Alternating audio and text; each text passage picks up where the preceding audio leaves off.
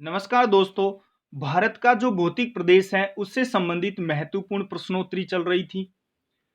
आज कुछ महत्वपूर्ण जो प्रश्न है, भारत का जो भौतिक प्रदेश है उससे संबंधित कुछ महत्वपूर्ण जो प्रश्न है, मैं आज इस वीडियो में आपके लिए लेकर के आया हूं। यदि आप मेरे चैनल पर नए हैं तो मेरे चैनल को लाइक करें, शेयर करें, सब्सक्राइब करें, जिससे समय समय पर आपको नोटिफिकेशन मिलता रहे।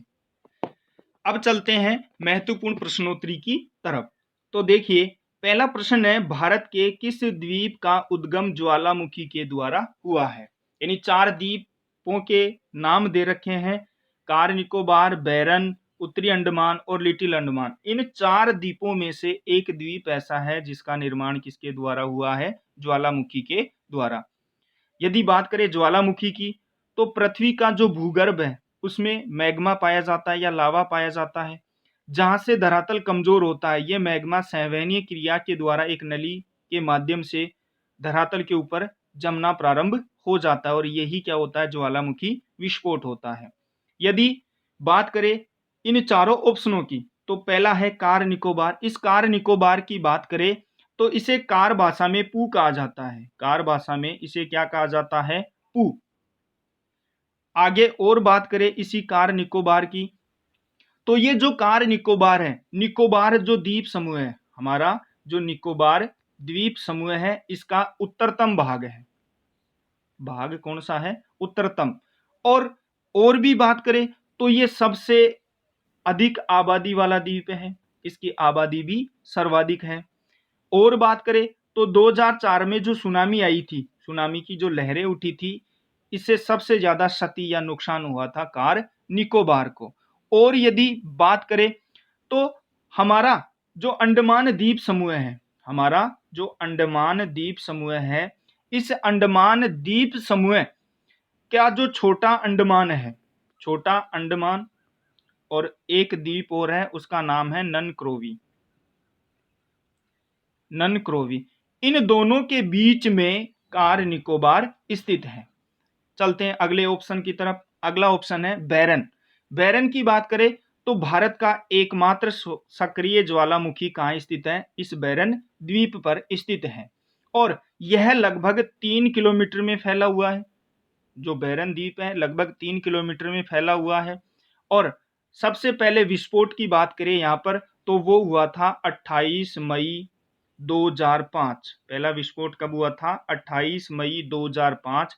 इस 28 मई 2005 से लेकर के वर्तमान तक यहाँ पर लावा है वो लगातार रूप से बाहर निकल रहा है। तो भारत का एकमात्र सक्रिय ज्वालामुखी भी इसी बैरन द्वीप पर है। अगले ऑप्शन की बात करें तो अगला है उत्तरी अंडमान। यदि उत्तरी अंडमान की बात करें तो यह है वृहत जो अंडमान है, इसका वृहत अंडमान का उत्तरी उपभाग है। उत्तरी उपभाग है कौन सा, उत्तरी अंडमान। और यदि बात करें इसकी, तो संपूर्ण जो हमारा अंडमान निकोबार द्वीप समूह है, यानी अंडमान जो निकोबार द्वीप समूह है, इसकी सबसे ऊंची चोटी है और इस चोटी का नाम है सैडल चोटी। ये सैडल चोटी है वो भी इसी उत्तरी अंडमान में स्थित है। यानी ये सैडल चोटी भी कहाँ स्थित है, उत्तरी अंडमान में स्थित है। इसकी ऊंचाई की बात करें तो इसकी ऊंचाई है 737 मीटर। सैडल चोटी की ऊंचाई कितनी है, 737 मीटर। यदि फीट की बात करें तो 2418 फीट।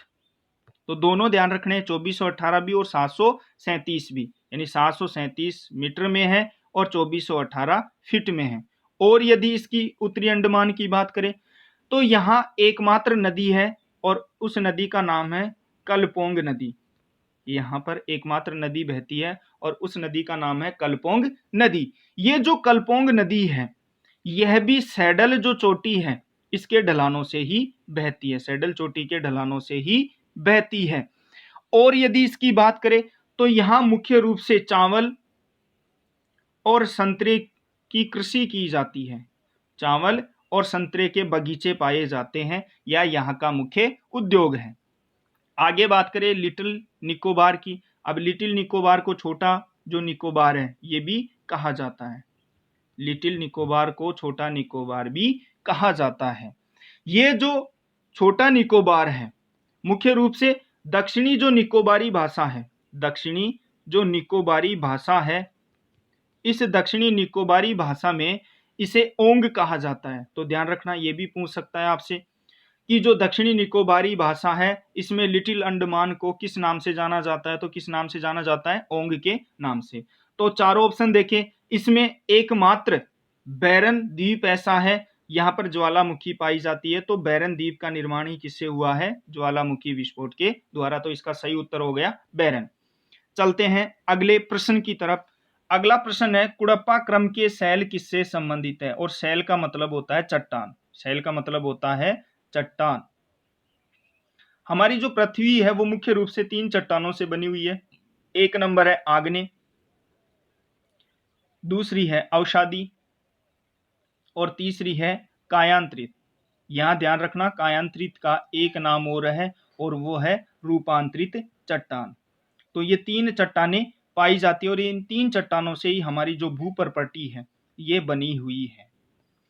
तो बात करें सबसे पहले आर्कियन समूह या आर्कियन क्रम की चट्टानों की बात करें तो यह सबसे प्राचीन है, यह सबसे प्राचीन है।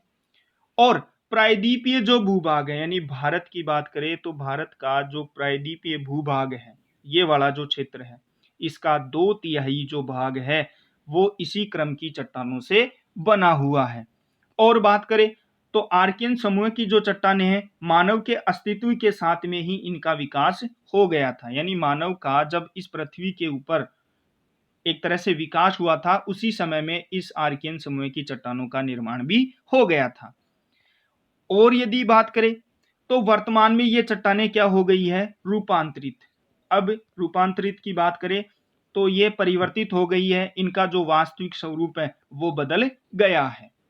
आगे बात करें आर्यन समूह की चट्टानों से, तो आर्यन समूह की जो चट्टानें हैं इन्हें धारवाड़ समूह भी कहा जाता है। इसका दूसरा नाम क्या है, धारवाड़ समूह। और इन चट्टानों में जीवाश्म का अभाव पाया जाता है। आगे बात करें तो जीवाश्म का क्या पाया जाएगा, अभाव। और यह जो आर्यन समूह की चट्टानें हैं यह मुख्य रूप से आग्नेय और अवसादी, आग्नेय और अवसादी दोनों चट्टानों से मिलकर के बनी हुई है। और इसी आर्यन समूह के समय में हमारा जो अरावली है, इस अरावली का निर्माण हुआ था। चलते हैं अगले द्रविड़ समूह की तरफ।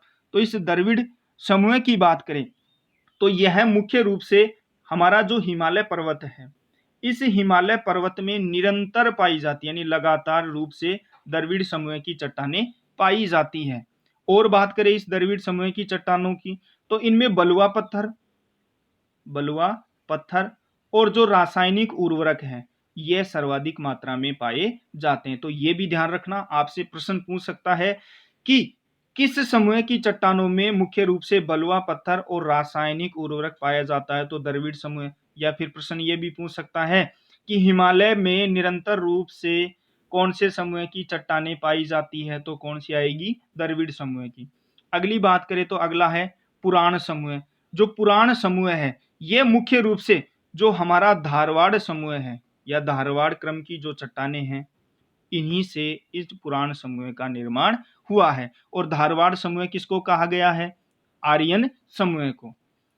अब चलते हैं अगले प्रश्न की तरफ। तो अगला प्रश्न है, निम्नांकित में से कौन सा अवशिष्ट पर्वत का उदाहरण है। यानी 4 दे रखे हैं और इनमें से अवशिष्ट पर्वत के बारे में बताना है। तो सबसे पहले बात करें अरावली की, तो ये हमने पहले देख चुके हैं इससे पिछले वाले प्रश्न में कि ये मुख्य रूप से धारवाड़ जो क्रम है, इस धारवाड़ क्रम या आर्यन समूह के समय में इसका निर्माण हुआ था। आगे की बात करें हिमाचल की, तो हिमाचल है वो मुख्य रूप से शिवालिक का भाग है, इसका भाग है शिवालिक का भाग है।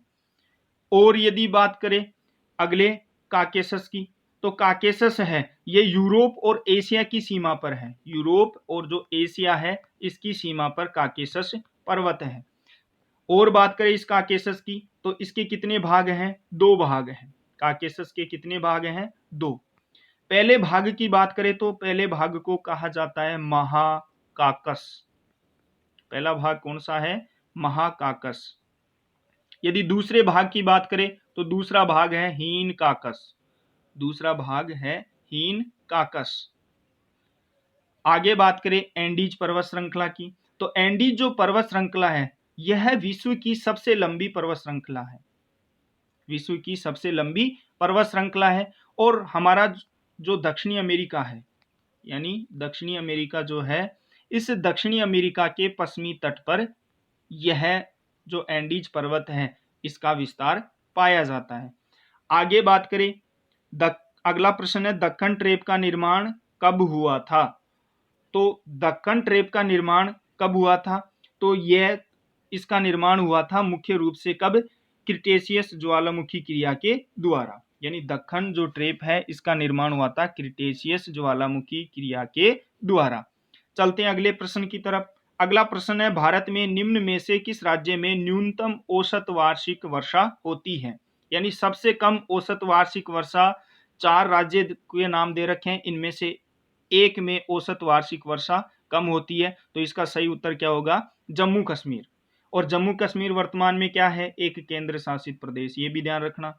जम्मू कश्मीर के 2 भाग हो गए हैं, जम्मू कश्मीर के 2 भाग हो गए हैं, एक जम्मू कश्मीर और एक हो गया लद्दाख, तो ये 2 भाग हो गए हैं। चलते हैं अगले प्रश्न की तरफ। अगला प्रश्न है भारत का कौन सा प्रदेश प्राचीन गोंडवाना भूभाग से संबंधित है, यानी गोंडवाना भूभाग से संबंधित बताना है, तो इसका सही उत्तर होगा दक्षिण का पठार। इसका सही उत्तर क्या हो गया, दक्षिण का पठार। आगे चलते हैं अगले प्रश्न की तरफ। तो अगला प्रश्न की तरफ चलते हैं। अगला प्रश्न है हमारा, नदियां प्राय समुद्र में मिलती है, ध्यान रखना बहता हुआ जल है वो जाकर के किसी सागर या महासागर में गिरता है और अलग अलग धाराओं में वितरित हो जाता है, और इसे क्या बोलते हैं, डेल्टा। इसे क्या बोलते हैं, डेल्टा। आगे है नदी प्राय समुद्र में मिलती है किंतु कुछ नदियां किसी भी समुद्र में नहीं मिलती, भारत में ऐसी नदियां कौन से राज्य में हैं, ये बताना है। यानी कुछ नदियां समुद्र में नहीं मिलती है, समुद्र से पहले ही विलीन हो जाती है, यानी समुद्र में मिलने से पहले ही लुप्त हो जाती है, ऐसी नदियां कौन से राज्य में पाई जाती है, तो पंजाब में भी नहीं पाई जाती है, महाराष्ट्र में भी नहीं पाई जाती है, मध्य प्रदेश में भी नहीं पाई जाती है, बल्कि कौन से राज्य में पाई जाती है, एकमात्र राजस्थान ऐसा राज्य है जिसमें नदियां पहले ही विलुप्त हो जाती है, समुद्र में गिरने से पहले ही विलुप्त हो जाती है। अगले प्रश्न की बात करें, भारत में अरावली पर्वत का निर्माण कब हुआ था, तो इसका सही उत्तर है कैलिडोनियन युग। इसका सही उत्तर क्या है, कैलिडोनियन युग। यही क्या है, धारवाड़ क्रम। और यदि बात करें तो इसका जो और है नाम, यह है प्री कैम्ब्रियन युग, प्री कैम्ब्रियन युग। और इसी कैलिडोनियन युग में हमारा जो विंध्याचल है, विंध्याचल, साथ में अरावली, महादेव और सतपुड़ा, इन सभी पर्वतों का निर्माण है इसी कैलिडोनियन युग में हुआ था। चलते हैं अगले प्रश्न की तरफ। तो अगला प्रश्न है मिस्मी पहाड़ियां किस राज्य में पाई जाती है। अब बताना है मिस्मी की जो पहाड़ियां हैं वो कौन से राज्य में पाई जाती है। 4 राज्यों के नाम दे रखे हैं, असम है, अरुणाचल प्रदेश है, नागालैंड है, जम्मू कश्मीर है। तो यह मिस्मी की पहाड़ियां मुख्य रूप से कहाँ पाई जाती है, अरुणाचल प्रदेश में। मिस्मी की पहाड़ी कहाँ पाई जाती है, अरुणाचल प्रदेश में। चलते हैं अगले प्रश्न की तरफ। तो हमारा अगला प्रश्न है उत्तरी पश्चिमी जो भारत है, उत्तरी पश्चिमी जो भारत है उसमें जिन पवनों से शरदकालीन वर्षा होती है वे हैं, यानी शीत ऋतु में जो वर्षा होती है वो किसके माध्यम से होती है, तो ये किसके माध्यम से होगी, भूमध्य सागरीय चक्रवात के माध्यम से शरदकालीन वर्षा होती है। आगे बात करें अगले प्रश्न की। तो अगला प्रश्न है भारत की प्राचीनतम पर्वत श्रृंखला कौन सी है, यानी 4 पर्वत श्रृंखलाओं के नाम दे रखे हैं और इनमें सबसे प्राचीनतम पर्वत श्रृंखला का नाम बताना है। तो सबसे प्राचीनतम पर्वत श्रृंखला कौन सी है, अरावली है। ना हिमालय है, ना विंध्याचल है, ना सतपुड़ा है, और इसका सही उत्तर क्या हो गया, अरावली। चलते हैं अगले प्रश्न की तरफ। भारत में काल बैसाखी किन क्षेत्र की जलवायु को प्रभावित करती है, तो काल बैसाखी है वो कौन से राज्य की जलवायु है इसको प्रभावित करती है? तो ये ध्यान रखना, असम और पश्चिमी बंगाल की जलवायु को मुख्य रूप से प्रभावित करती है काल बैसाखी। चलते हैं अगले प्रश्न की तरफ। तो अगला प्रश्न है, निम्न में से किस राज्य की तट रेखा सबसे लंबी है? 4 राज्य दे रखे हैं समुद्र तटीय, और इनमें सबसे ज्यादा लंबी जो तट रेखा है वो किसकी है? तो ये ध्यान रखना, किसकी है? गुजरात की। सबसे लंबी तट रेखा किसकी है? गुजरात की। ये हमारा गुजरात है। समुद्र से सर्वाधिक सीमा इसकी तट लगा हुआ है, इसका किनारा लगा हुआ है। चलते हैं अगले प्रश्न की तरफ। तो अगला प्रश्न है, भारत का सबसे ऊंचा पर्वत है, यानी भारत का सबसे ऊंचा पर्वत कौन सा है? तो ध्यान रखना, भारत का सबसे ऊंचा पर्वत कौन सा है? कंचनजंगा। आपके दिमाग में एक प्रश्न आ रहा होगा कि K2 है, लेकिन यह पाक अधिकृत कश्मीर में है। यदि वैसे देखें तो K2 कहाँ है? पाक अधिकृत कश्मीर में। तो वर्तमान में सबसे ऊंची जो पर्वत है या चोटी है वो कौन सी है? कंचनजंगा।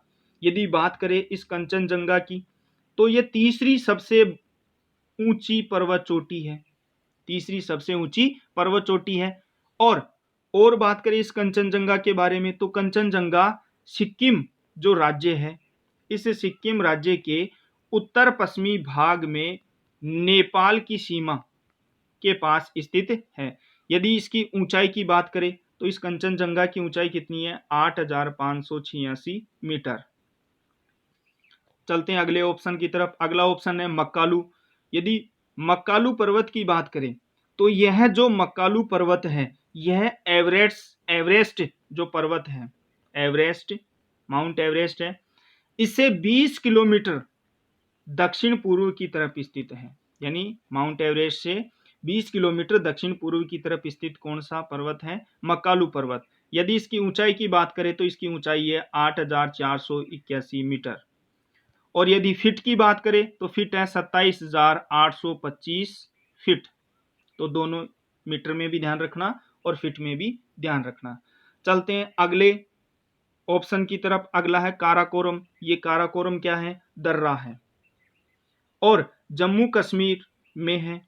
और यदि इसके ऊपर की तरफ ऊंचाई की बात करें तो ऊंचाई है 4613 मीटर। यानी इसके चारों तरफ पर्वत है, उसकी ऊंचाई कितनी है? 4613, और बीच से क्या है? ये काराकोरम दर्रा है। यदि बात करें माउंट एवरेस्ट की, अगली चोटी है माउंट एवरेस्ट। तो माउंट एवरेस्ट की बात करें तो विश्व का सबसे ऊंचा है पर्वत है, विश्व का सबसे ऊंचा पर्वत है। इसकी ऊंचाई कितनी है? 8,849 मीटर। तो भारत का सबसे ऊंचा पर्वत कौन सा हो गया? कंचनजंगा। अगले प्रश्न की बात करें, भारत के शुद्ध सिंचित क्षेत्र में राजस्थान का कितना हिस्सा है? यानी भारत का जो शुद्ध सिंचित क्षेत्र है इसमें राजस्थान का कितना हिस्सा है? तो ये ध्यान रखना, 7.7% हिस्सा राजस्थान का है।